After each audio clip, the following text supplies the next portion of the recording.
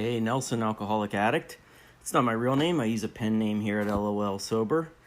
I guess I should start by saying welcome to UFC week at LOL Sober. This is my second entry of the week where I talk about cage fighting. But I watched the UFC on Saturday night and I flashed back a little bit to an important moment in 2008 when I first got sober. I remember at the time I was one of those people who I came into the rooms and I knew drugs and alcohol, oh my God, completely powerless. My life is unmanageable. I'm in. You don't have to convince me at all. But on anything else, I thought I was doing just fine. I thought my problem was just completely limited to drugs and alcohol. I just overdid it a little bit. And the truth is actually much deeper than that. I had to do all 12 steps and try to rehab a lot of parts of my personality. And I just didn't want to do that. I did not want to surrender. I had a hard time with that.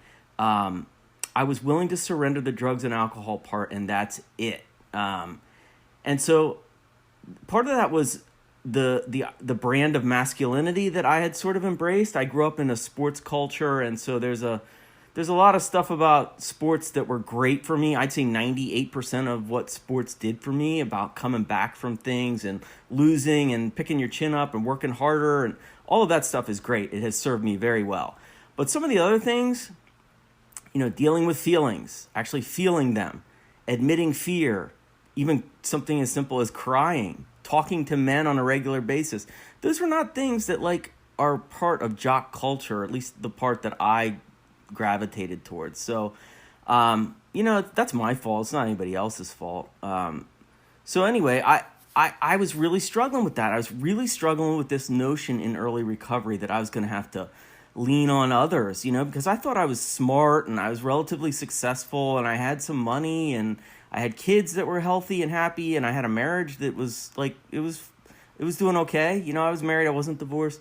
So I just thought, I just need to deal with alcohol and drugs and that's it. And that was not true. I just would not surrender to that part of it. And so the UFC part of this is I heard a fighter talking one time about getting put in submission holds and, choke outs and arm bars and leg locks and things like that will break your bones. And he was like, there's no shame in tapping out. There is no shame whatsoever in once you're beat, you live to fight another day. You try to get better the next time. And I thought, man, this guy's one of the biggest badasses in the world. And yet he found no guilt whatsoever in saying, I'd rather not have my arm broken. I lost. I'm going to try again tomorrow. And so it sounds odd, but it's like one of those little God moments, very little God moments where after I read that comment, I just felt a lot better about fully committing to recovery. And the idea of being weak, the fear of that, it just fizzled out. And that's when I began to really understand that contradictory concept in recovery of surrender to win.